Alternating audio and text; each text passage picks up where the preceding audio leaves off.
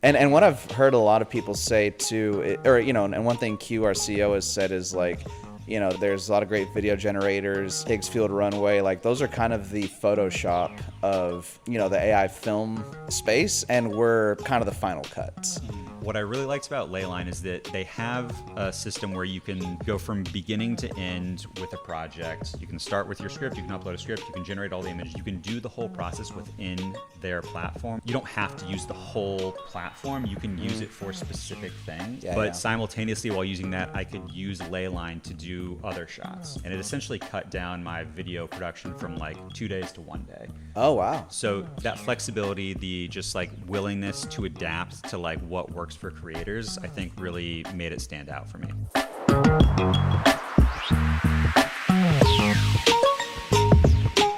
Hello, ladies and gentlemen, everyone in between. Welcome to the LeyLine podcast. I'm Brian Bogart, here with one of our creators in resident. Everyone, give it up for Austin Zartman, everybody. Let him hear in the studio. Big round of applause.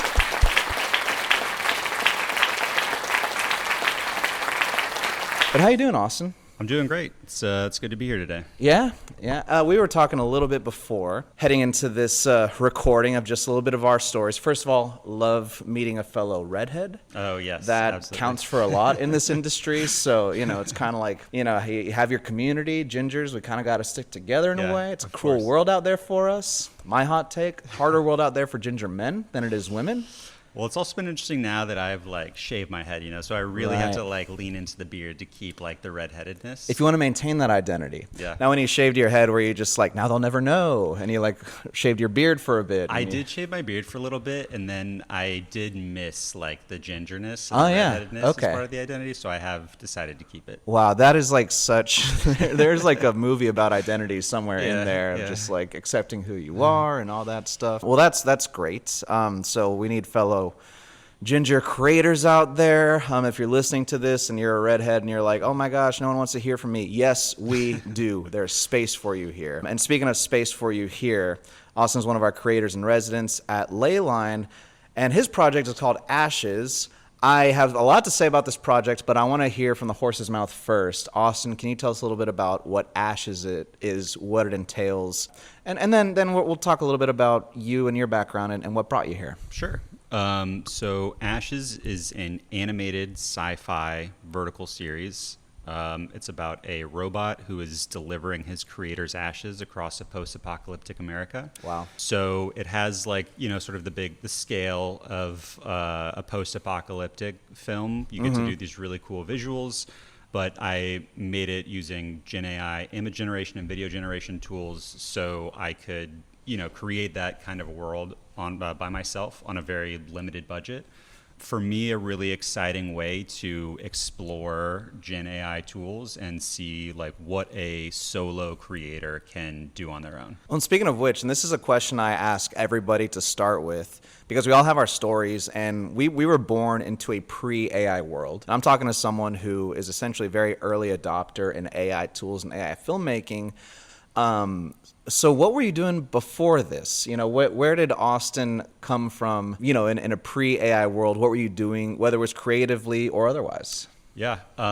So we were talking before this. This is going to be my 10th year in LA. Yeah. I moved out here. That means you just started. This is what a lot of people would say. Yeah. That takes 10 years. Once you get used to it, it's pretty fun. It's like what people say. I moved out here to go to grad school at USC for screenwriting. Cool. Wow.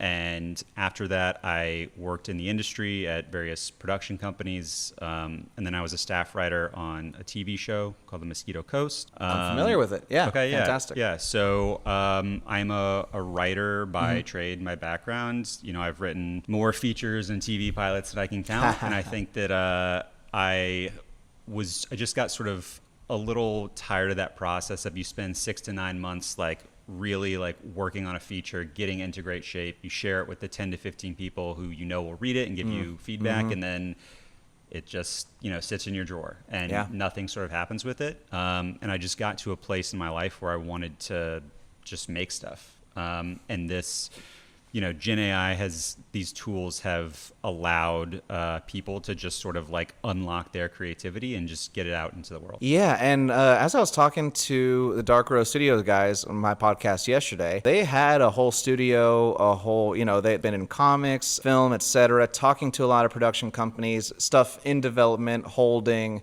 gets shelved and blah, blah, blah. And then after a while, it's like, well, okay, and Hollywood's in such dire straits that it's like my only option. In a way, you're forcing my hand for me to use these tools. What am I going to do? Pack it up and go home? Mm-hmm. This is what I always tell people in stand-up comedy or whatever projects I'm working on. If they say thanks but no thanks, I'm like, oh, you would love it if I just disappeared. But I'm not going anywhere. Mm-hmm. And I'm going to find a way to keep making sure that I exist. Not you specifically or anything, but just I'm going to keep existing. I'm going to keep creating. Mm-hmm. And what the common theme that I'm seeing in all of our AI filmmakers is just a refusal to quit and a willingness and just ability to adapt, which I'm really impressed by. Yeah, absolutely. It's also coming at a time where, the traditional pathways of the entertainment industry have kind of dried up or been mm-hmm. broken. And there's really a very limited sort of entryway for people to get into the entertainment industry as it existed or as we imagine it. And these tools feels like are unlocking new paths and enabling people to go around the traditional gatekeepers. Especially if you're an unknown like us, because if you're a celebrity and you have a level of cachet, you're going to be fine. You could license your likeness, your image. Also, their AI filmmaking is utilizing real actors in a lot of productions lately because they've realized, we can't really replicate all the micro expressions and emotions necessarily, but so we're getting stars to act in movies that can shoot in a week and be ready to distribute in a month. So we are going to be facing a lot of shorter turnarounds on projects and stuff. But when did you really, when you decided you were going to start going an AI filmmaking route, was that a bitter pill to swallow? Did you do so kicking and screaming initially, or were you excited when this stuff first dropped? I was excited. AI just sort of as a technological concept has been something I've been interested in for a very long time. And I'm a sci-fi writer traditionally, and many of my features and pilots are about AI and the development of these technologies. And despite all the Isaac Asimov, warnings out there, you're still like, hell yeah, bring it on. Well, to me, it was like when, ChatGPT, whatever it was, 3 came out, which was sort of the one that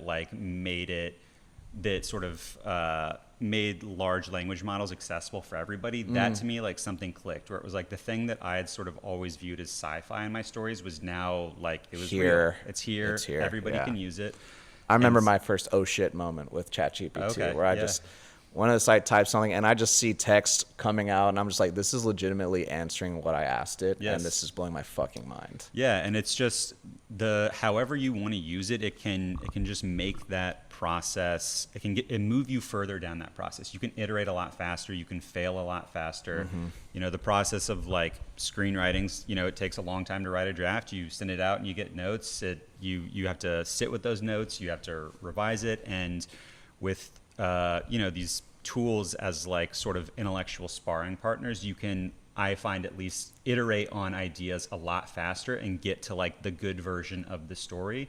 It still requires a lot of work. You have to be the one writing and doing all of it, but I just feel like my process has sped up tremendously since I've started using these tools. Let's talk about the process, and because our biggest benefit, our biggest strength right now is kind of our taste. And, at LeyLine and, curating the Creator in Residence program, but, slop was the word of the year last year. It's obviously very much tied to AI. And I'm also seeing, stuff of varying degrees of quality, but there's a reason why we sort of curate what we curate. And so, I'm telling people, look, if you think it's so easy, look at what's, people like you are making, and you make it. If you think this is just I pressed a button and made it appear, then everyone would do it. But you're doing something that obviously is a process. Otherwise, it would be a lot more common to make something like an Ashes. So what does that process look like, and how did it differ from traditional filmmaking?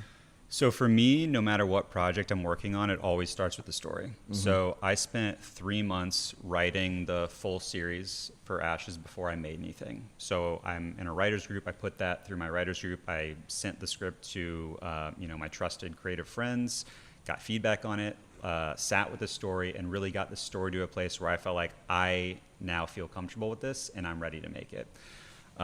Once I was good with the story, I moved into like a pre-production phase where I figured out like, okay, what specific design or style do I want for the animation? Yeah. How do I want the characters to look? What do I want the settings to look like? And tried to, just create like sort of mood boards for the world, the characters. And then once I sort of locked the main characters, that's when I moved into production. And for me, my goal was the series is 15 episodes. They're all like 2 to 3 minutes, and I wanted to do 1 episode a week. So with these new tools getting better and better, I found that was very easy to do. I can usually get an episode done in 4 or 5 days, but it usually starts, I'll look at the scripts, I will create a shot list from it, usually using ChatGPT to like just come up with a template shot list, and I'll sort of go from there. I generate all of the like reference images and base images for the episode. I will use those to then generate all of the clips for the episode. I will download all the clips and edit everything in DaVinci Resolve.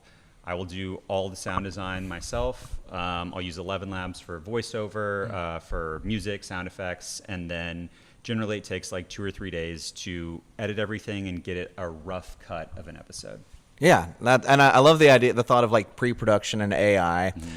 And because anytime I talk to filmmakers in, one of our creators in residence, process sounds so strikingly similar to like traditional production. Mm-hmm. And I think Ashes kind of represents where, God, I'm going to say some really cringy words right now, but where content, already a cringy word, is most right to be disrupted, cringy word number 2. Mm-hmm. But I think where AI is going to thrive, and I don't see it all necessarily as a total replacement of other types of content, except for maybe animation. Mm-hmm.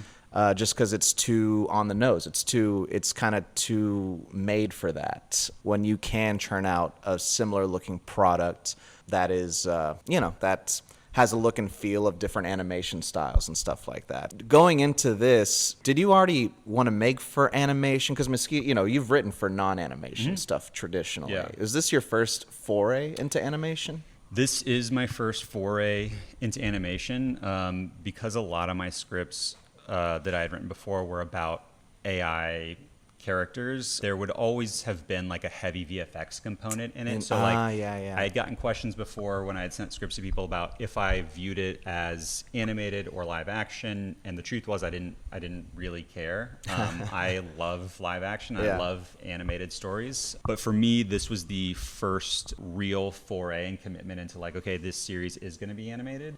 Or I feel like right now, all of these AI tools are getting better, but we're still kind of in the uncanny valley phase where it's like you may get like 30 seconds or a minute of a clip that feels like that could have been shot live action, but then there will still be those weird blips or those things where like the lip doesn't quite sync, or like you'll get these like artifacts. The intonation and the acting just feels a little stilted or something. So it feels like the expectations in the bar is much higher still for live action AI generated content. Ooh, yeah. But I feel like it's the expectations aren't as high for animated content. It's easier to make something that feels like an animated show that you would watch elsewhere. Yeah. So I felt like I could create a compelling series that looked good enough that people might wonder, was AI used at all in this process? And that's what intrigued me about it. I didn't necessarily want to make like an AI show, but I wanted to make a show using AI tools. Yeah, and it just happened, through your own deduction. You're like, maybe animation is the route to go here. Mm-hmm. What you were excited when AI first came out. What kind of tools did you start out using? And then kind of how did you stumble into using LeyLine? And then I want to talk a little bit about what LeyLine did specifically for Ashes that you felt was the true value add to the project. That's a great question. When I first started, I there's so many tools. There's like, when I talk to people about like how to get started, there's always like, well, what image generation model do I use? What video generation? Where do I go for sound effects? And so I was looking for something like a platform that was just sort of like an aggregator of like, here's all the tools. It's in one spot. You can pick and choose which one you want to use, but you can go to one place for them. So I first started using FreePic as like the place where I could do all of my image generation, all of my video generation. You can pick and choose different models, and the way that it works is you get like X number of credits, and a 5-second clip using C Dance is going to be 2,000 credits, but if you use Kling 2.5, which is now an older model, it's way cheaper. So you can like pick and choose based on your budget. You want a more value model, and then you start to learn the specifics of like, oh, these models are better at doing lip sync, or these models are better at doing animation, and just getting like a general feel for like what works. And so that's kind of where I did like the bulk of the work when I first started Ashes. And then I can't remember where I first saw the Creators in Residence program, but like maybe an ad somewhere for like apply for this. And I had already done the first 2 episodes, and so I was like, okay, well, if I apply to this, I already have a product, something to submit. Exactly. And it just already ahead of the curve in the AI filmmaking industry, right? If you have any sort of project, with any narrative, it's like you're already further ahead than 99% of most exactly. AI and filmmakers. I think that I was also just like looking for more of like a community of people who are also working in this space. So that is the part that really excited me, was that like I'm going to get to work with other creators who are venturing into this space and willing to explore with these tools. And then when I got into the program, that's when I started using LeyLine specifically. And then I'm curious, because I hear a lot of things from other people, and different people have different things that they say about what they like about LeyLine. I'm a little bit curious, what were some of the features that you thought were handiest in executing your vision? That's a great question. I think that, so one of the things that I found difficult at first is just like switching to a new platform. Like you develop a workflow and just the habit and inertia of like, I know how to use this thing, like now I have to learn something else. But that always sucks. It always just sucks every time. Yeah. There's a learning curve. Yeah. But what I really liked about LeyLine is that they have a system where you can go from beginning to end with a project. You can start with your script, you can upload a script, you can generate all the images, you can do the whole process within their platform, or they have another section which is for like pickup shots and like individual, like you don't have to use the whole platform. You can use it for specific things. Yeah. And for me, that was most helpful because I could keep the existing workflow for like stuff that I just felt, very comfortable with, and it would help me keep my like 1 episode a week deadline.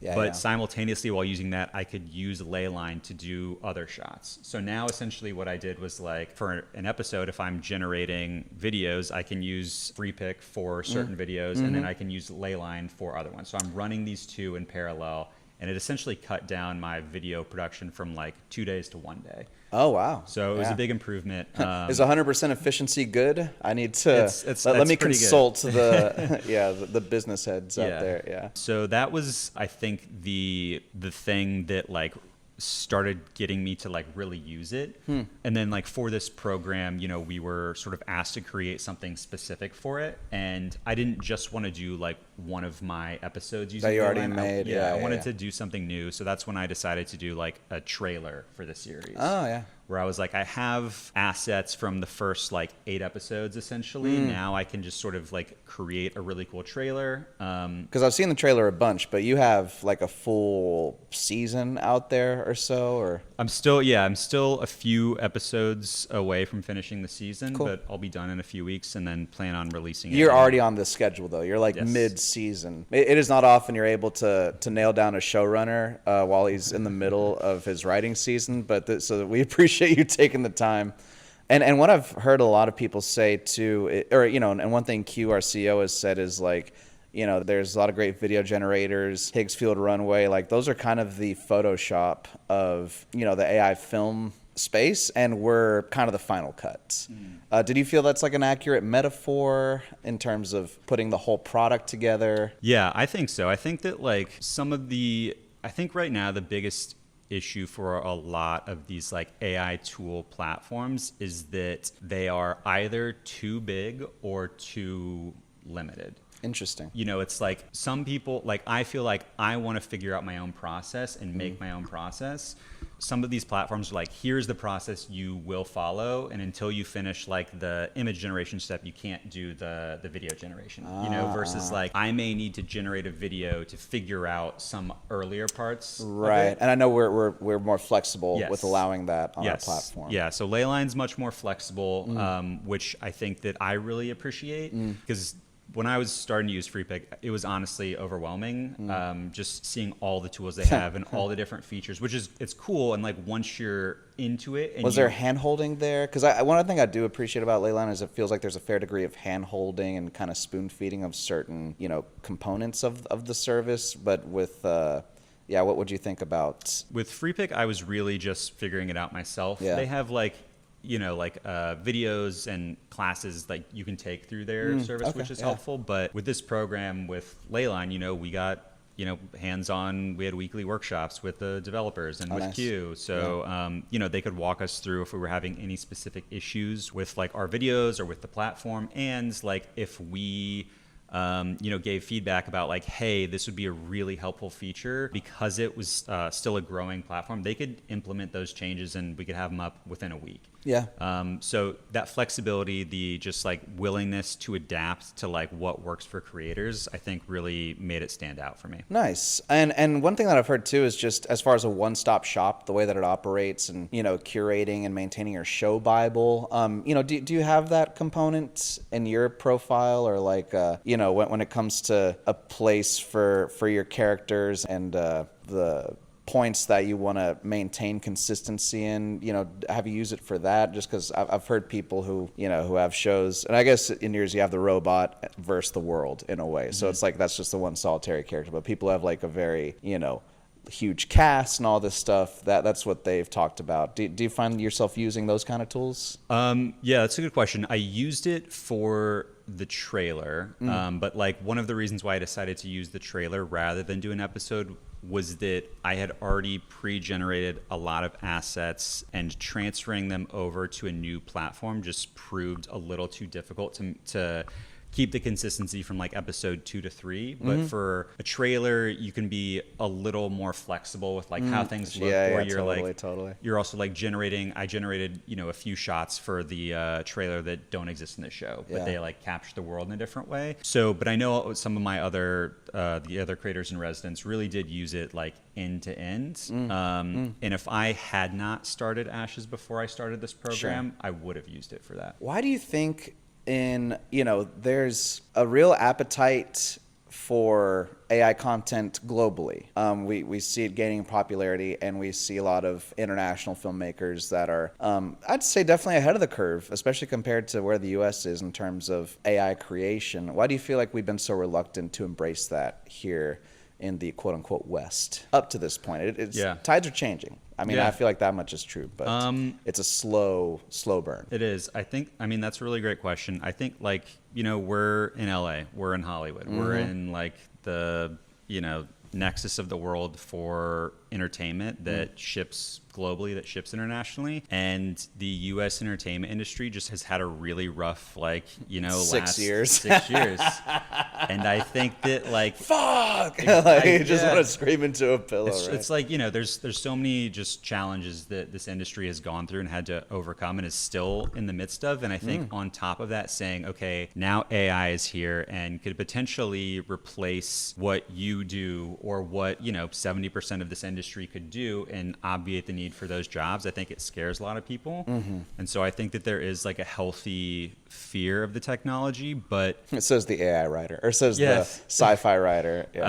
But like, I also think that when people start using these tools, they will realize that it still takes so much creative decision making. You know, like every 2 to 3 minute episode that I make required hundreds of individual creative choices. And AI is great at giving you like a shitty first draft of something, you know, which is often like the biggest hurdle to starting something, like looking at a blank page at a blank screen. It's intimidating. And when you can just sort of spew out your like uncoordinated thoughts into AI and say, and you figure that out and give me something. And it'll give you a bad version. And you can get, okay, I like this, I don't like that. I'm gonna start tweaking it. And you can use this tool to get to whatever that like actual real good idea is. But that's, again, it comes down to you making the choices. It's about your taste, it's about your intent, and how you are using this tool. And when it comes to animation specifically, you know, you lean into the traditional anime style, Japanese animation.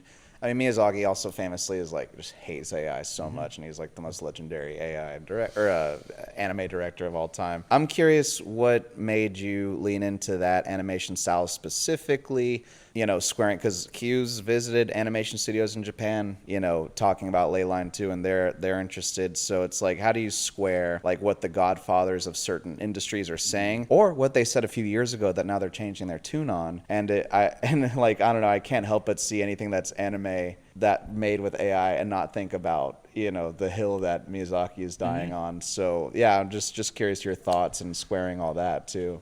Yeah, when I was doing pre-production and had to make a final decision about like how is this going to look visually, I did not think of a specific creator. I didn't think of Miyazaki. I didn't want to do or like even anime in general. The what I came down to was that I referenced a lot of like 80s and 90s anime or like the style that I remember like watching cartoons as a kid. Yeah. You know, like I wanted something that felt a little bit nostalgic. I wanted something that was, it felt like the design was grounded-ish realism with sort of simple lines, strong silhouettes. Right. I wanted something that was very It's not across the Spider-Verse, you know. Right, it's not exactly. like the Mario movie where it's just Cocomelon visual crack, you know. Exactly. There's like a slow burn to it of like really good subtle anime. Yeah, that's what I think. I wanted to keep it simple, and for me, the 1980s, 90s anime, it just like it hits like an emotional space, where 100%. I feel like I love seeing it. And again, I think that when you're working in the AI space right now, there is some just like inherent dislike from a lot of people about knowing these tools were used to make it. And I found that when you can use nostalgia in like a positive way, it like maybe makes people think about it a little bit differently. Where it's like, well, I liked this kind of style when I was growing up, and you just kind of have it like balances out that like sort of mistrust of AI with a style that you feel like and appreciate. I appreciate you answering that question, because I did not like prep you that I was going to talk about that specifically. And maybe people would find it uncomfortable to be like, I'm doing this, and maybe my idol or people I look up to would hate that I'm doing this and that. But I feel like those are the conversations worth having. Like, I feel like, what's the point of, talking about this if we're not going to address the elephants in the room as far as this goes? Absolutely. I think that, it's how like human creativity is involved in the process, I think is where the conversation needs to be, Hey, we're having it right here, baby. That's what this is. Yeah. But it's like, I don't know, there's still a lot of gray areas about this, about like what's okay, what's not, and we're all still just trying to figure it out. So with 80s and 90s anime too, I mean, we didn't talk about how old we are. I feel like we're maybe roughly the same age, but we came up, Dragon Ball Z and all that stuff. So I didn't know if just your love of that type of anime and like what shows that you'd watched. Grew up watching anime, took a break, got back into it a few years ago through some great shows and Demon Slayer, Mob Psycho 100, and so like what they're really doing with modern animes. But it'll never not hit me in the emotional crotch. I know that's because of first of all, it's so good. It's such a great medium for capturing emotion in a certain way. And like my girlfriend, she's a huge anime fan, and she's just like, because at the end of the day, the theme is friendship, like they win with friendship wins, One Piece and all that. So it's transcended emotionally for me. What were the early anime shows and even current ones that resonate with you that made you like realize how much emotional cachet is there? Yeah, I mean, growing up, my brother and I were huge Dragon Ball Z fans. That was like, that was the one. Come home from school, Dragon Ball Z's on at like whatever, 3:30 or 4 the VHS we bought. So I'd always watch it on Toonami, but then Yeah. oh my god, the VHS would drop before it dropped on Toonami. Yeah. And so the Trunks series, I knew about the whole Trunks saga before all my friends. Same, they had those at Blockbuster. My brother and I would go, and like our mom would only let us buy like one VHS like per time we went. And we would just stock up. So Dragon Ball Z, I think, that kind of style. Like this story is much more grounded. There's no like, powers or stuff like that. But the robot doesn't turn Super Saiyan? The robot doesn't turn Super Saiyan yet. Yeah. Yet. We both went with the that's so funny. But then like in terms of like not just shows, but like Ghost in the Shell, like that original sort of sci-fi anime set in this like futuristic yet grounded world. That is kind of the vibe that I was going for. So I think I used those two as touchstones, and then recently just watched all of like Attack on Titan, and just like the emotional like depth and complexity that series has. I think I was watching that sort of like concurrently when I was writing the series, and it just made me feel really sort of inspired about like the potential of this medium. Yeah. Speaking of potential too, I kind of want a little prediction. I want to get into the Austin Zartman prediction of the future, but let's get into the big picture future of AI filmmaking. And it's early days for us here, especially in the U.S., but where do you see where AI intersects with the entertainment industry and short, medium, and long term? That's a great question. I think that in the near future, I think last week I saw an article in Variety where Doug Liman, the director who did the Bourne Identity, is going to make a movie. I think Casey Affleck is one of the actors in it. So like they have, a well-known director, well-known actors. They wrote the script, but they're essentially shooting the whole movie on in a like set 5 days. In like 5 days. All of the environment's going to be generated with AI. So the head of, oh my God, the head of AI at Amazon came to my class the other day, a couple weeks ago, I guess, and showed us Ben Kingsley starring as Moses, and he was like, this did not exist. We shot this 3 weeks ago, and it's already ready to be distributed. And yeah, so I've said this in other podcasts before, but and this isn't like an endorsement. This is just what I think is going to happen. And I don't control this, but who's going to be okay? Okay, you still need directors, producers, writers. You still need writers. Maybe fewer, unfortunately. And they're learning you still need actors. Everyone else, though, it's kind of a free-for-all. It is going to be. It already is. But there's still the lane of filmmaking. I mean, the movie I'm most excited about this year is The Odyssey, which is not going to have a single drop of AI touch it. So we're not here to like necessarily replace filmmaking. It's just a new lane of content that if you don't recognize that people are watching it, then there is that left behind element. Not to like hammer that point home too hard, but it's just how I see things going. It's also just like, we live in a capitalist society and money matters, and it decides. And the irony that like a lot of non-capitalist society, I mean, everyone's more capitalist than they care to admit. We just at least, we're not shy about saying that. But I mean, the money's always where the resources and attention go. But yeah, it's ironic that like we live in a capitalist society. We're slow to adopt AI, maybe because we're too precious with the Hollywood system. But all these quote unquote non-capitalist societies are just like in total, fever pitch mode and just like getting while the getting's good, right now. I think that these tools will enable people who traditionally could not afford to tell stories in this space because they didn't have the money to make a film or a TV show, or they couldn't afford to live in the US or live in Los Angeles. It's all about barriers to entry. Yeah, I think this lowers the barrier to entry. I think that it will put power back in the hands of the creators and allow people to make a name for themselves outside of Hollywood and, have careers that blossom just because they had a passion for storytelling and they found a way to put their stuff out into the world. Because entertainment is already more location agnostic than it used to be. Even pre-COVID, like Hollywood was slowly like losing its, not like power, but its sort of like position as the center of center, like don't even bother working in entertainment if you're not in LA, So that was already changing. COVID changed that in a more extreme fashion. But Hollywood is such a system-driven entity, and it moves slowly, but it does move eventually, and it needs to like first build the mousetrap of how it's going to siphon as much revenue as possible before adopting it at scale. But I do think the quick turnaround of AI filmmaking, especially the ones that integrate actors and directors and producers and writers, is going to be a boon for all these fucking empty sound stages that are in the city. Yeah, I mean, that's the thing that working on Ashes that made me excited about the future is that for this series, when I first started, I imagined it as like an open and closed series. Now I'm viewing it as like I could do more seasons of it. Live action. Potentially, or hey, it works for One Piece. Well, yeah, that's true. Well, for me, like what I like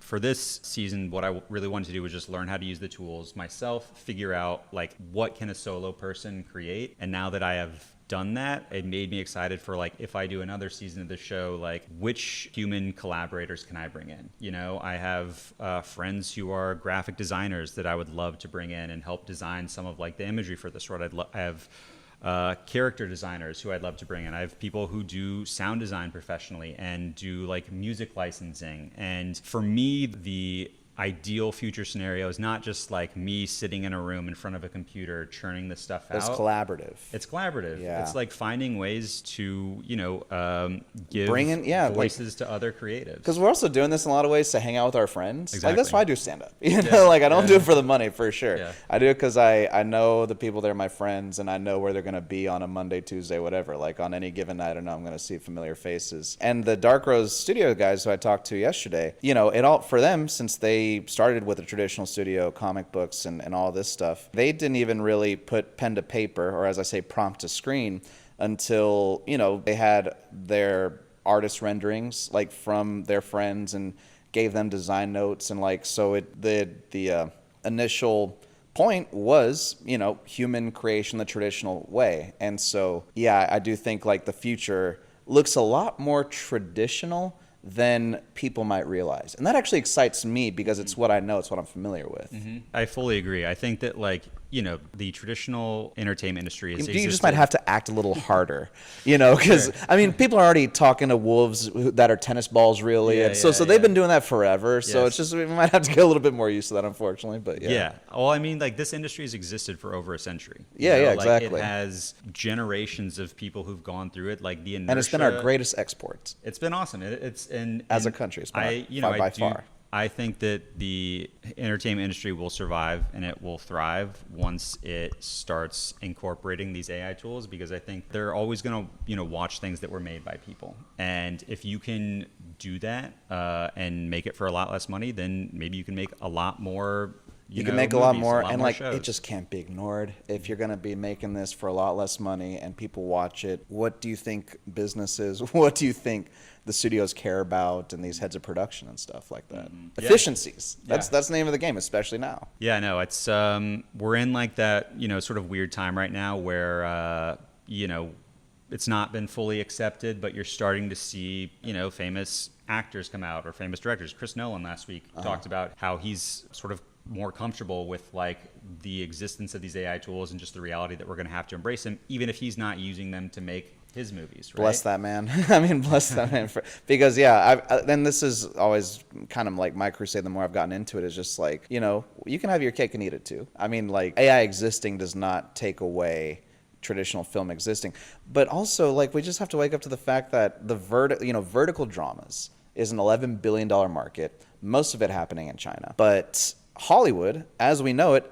is a $9 billion market. That means the vertical dramas market is already more lucrative than Hollywood. Mm-hmm. So are we going to pretend that doesn't happen? That doesn't exist? No, it's honestly one of the most exciting spaces. I think that like what turns off a lot of my like peers and colleagues is just like the type of content being created right now for it. Sucks. It's often. It often sucks. It often sucks. Not always. Like when But so did early YouTube. Exactly. Yeah. I mean, exactly. I think that as the medium develops, like the quality will rise, and I just look at it as like another avenue of like you get to tell stories. Like a lot of the people that I went to school with, like we had to learn how to write features. We had to learn how to write pilots. Mm-hmm. A lot of people also learned how to write comedy pilots versus drama pilots. This is just a new space. It's like a new way to showcase your creativity in a growing market that has a ton of investment right now. Do you think there's an urgency for people to learn like right now? now, or just an urgency? Because you said, yeah, they're slowly coming around to it. And I guess since we acknowledge that there's going to be a time where it's like mass adoption and normalized. Yeah. So do you think that there is an urgency for people to like, I don't want to say like get on the train or be left behind, but something to that effect? I think that it's very important right now for any creative person to find a way to use these tools they feel comfortable with, but in which they are required to use them. Yeah. Because I do feel like in the next, I mean, you're already seeing certain like AI creators release like, 20-minute films, or like there's a couple of series out there that are being run as if this is a TV just a show, you know? And I think that in the next year or two, you will start to see quality AI content. And I think once that happens, that's the thing that's really going to shift everybody's perspective, where it's like the first Netflix show. Yes, yes, exactly. And it's like once you see, the first show that makes you go, actually, that was pretty good. I think that that's going to sort of start the mass transition into the space. So if you are already at least comfortable with these tools, you don't have to use it as your main way of telling stories, but just be comfortable with the tools. Have an adaptive mindset, understand that we're entering a phase where you just need to be continuously learning, right? Everything's changing and we all have to change with it. Damn, that was good, Austin. I just had to sit back and for a moment and be like, shit, that was really well put. Speaking of which, so we talked about the future of AI, the world, etc., and we nailed that prediction. You're going to be watching this 5 years from now and being like, wow, they're talking about everything that's happening right now while we sleep in our hibernation pods and eat out of a tube. But what does the future hold for Austin Zartman specifically? That's a great question. I have honestly been thinking about that a lot lately as I've gotten close to the end of production on this series, and like, what do I want to do next? I still, because I came up writing features and TV through traditional means, like I still have an interest in that. I still love writing. That's always going to be sort of like where everything starts for me. But seeing what is possible now for a solo creator to do, it's gotten me excited where I could see myself, creating multiple seasons of this show, where I could create other vertical series where you could have a solo creator essentially be their own studio. It's already, UGC's already did that, user-generated content, and we are already in the era of the individual studio, but right now it looks like selfies. Right now it looks like talking to camera kind of content, or, pseudo-influencer adjacent content, but now it's like, I feel like that demand is going to shift. The individual studio is going to go more from that to like, okay, if you're your individual studio, we kind of expect a little bit more narrative content in a way. And now the expectation is everyone needs to have their own TV show. Truly. I think that's that's fucking crazy. That's just kind of the way things are going, right? Yeah. And it's just like to cut through the noise of how much stuff is out there across all mediums. Right. You have to be willing to sort of like put yourself out there, put your content out there, and try and find your own audience. So I think that's kind of next steps for me. Well, my friends who've been staff writers, even head writers on TV shows and stuff, the scripts that they're shopping around right now, and they're like, look, it's the end of the line for like traditional screenwriters. Like, this is my last gasp to get this out there in the quote unquote traditional way. Then I'm going to be leaning more to that, but to the future tools. But yeah, they are creating like AI trailers, like bumpers, to segue people reading them into the script. So it's like, click here to get your, I don't want to give away exactly what it is, but it's like, click here to access the script. And then before you can get to the script, a little 30-second bumper, like visual bumper of what it entails is you're already seeing it. Yeah. No, stuff like that is very smart. And it's because it's to ask somebody to spend an hour and a half to 2 hours of their time reading a feature-length screenplay, it's a big ask, right? Even if somebody especially now, but also like I've had it where like people have asked me to read stuff, and even if I want to, even if I ask that person to send me their script because I want to read it, it still may take me a month to get around. I'm in that holding pattern with so many friends right now, and as they are with me. So every time we see each other, I'm just like, dude, I couldn't make eye contact with you until I'd read it. He's like, dude, same here. So now we have like no pressure to read each other's stuff right now, because we're like, hey, we both know where we're coming from. But it's like, if you could have that script ready, but also have like 2-minute trailer ready to show somebody. Powerful. You could say like, hey, watch this. If you're interested, I have the script for it. Otherwise, maybe it's not for you. But it's just like a way to, again, like lower that barrier to entry for creatives of any type. Austin, where can people find you? You know, if someone wants to indulge in the Austin Zartman cinematic universe or just, keep up with you on social media, where can they find you? My primary social account is on Instagram. It's az.story.studio. And that's where I'm going to be releasing Ashes in about a month. And then I'm also going to be releasing some behind the scenes content for how I made the series, my workflow, just to give people a clear idea of like how AI was used in this project and how they could use it for their own projects. Yeah, I'm excited to see that, and we're definitely going to talk more about that later because there's stuff that we, as LeyLine, we want our creators in residence to be sort of the face of that stuff and that content. So we'll definitely talk off camera about this in a little bit. Yeah. But any final thoughts or parting words you want for the audience, for me, a fellow ginger, anything in between? Wear sunscreen, no matter who you are. Done already. I'm already on my second that, application today. Yeah. Well, that's awesome. Ladies and gentlemen, Austin Zartman, creator of Ashes, one of our creators in residence here at LeyLine, wearing sunscreen as we always should do. Thanks so much for your time. We'll see you on the next one.